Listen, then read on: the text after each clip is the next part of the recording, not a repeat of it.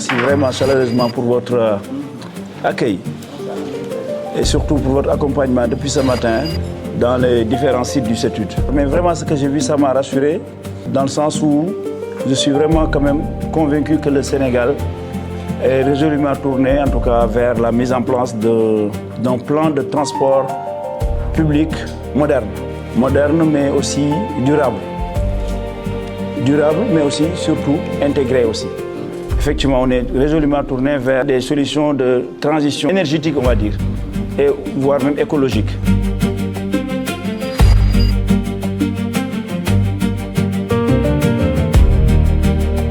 La première visite qu'on a eu à faire, c'était le centre de Keur Massar, avec le futur même centre de Keur Massar, futur centre d'exploitation, avec une flotte qui va fonctionner 100% à gaz, avec du LNG, du liquéfié naturel gaz. On a aussi visité le centre de Gadaye, avec une flotte 100% électrique, vraiment, avec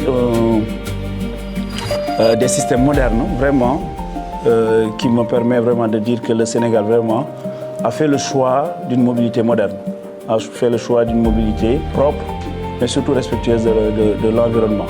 L'autre leçon aussi que je tire aussi de cette visite, c'est que le transport n'est pas seulement une affaire d'infrastructure, de bus, mais c'est plutôt une affaire aussi d'écosystème. Parce qu'on a visité des centres de maintenance avec des métiers, mais qui n'ont rien à voir en tout cas avec le transport de première vue, comme ça, à travers les centres de contrôle, avec des systèmes de contrôle de dernière génération, les nouveaux métiers liés au numérique. Je peux aussi dire et rassurer nos partenaires et rassurer l'État que les efforts de l'État quand même produisent des résultats concrets sur le terrain, vraiment. Avec des bâtiments modernes, avec des systèmes modernes, avec des systèmes d'exploitation modernes. En ce qui nous concerne, nous, au niveau du ministère, avec l'ensemble de la direction du ministère, notre responsabilité, il est de notre responsabilité en tout cas de vous accompagner pour l'exploitation de ces infrastructures-là, pour le suivi même rigoureux aussi des projets qui sont en cours et aussi conformément en tout cas aux directives du président de la République et aux directives aussi de son Premier ministre Elamine Lo.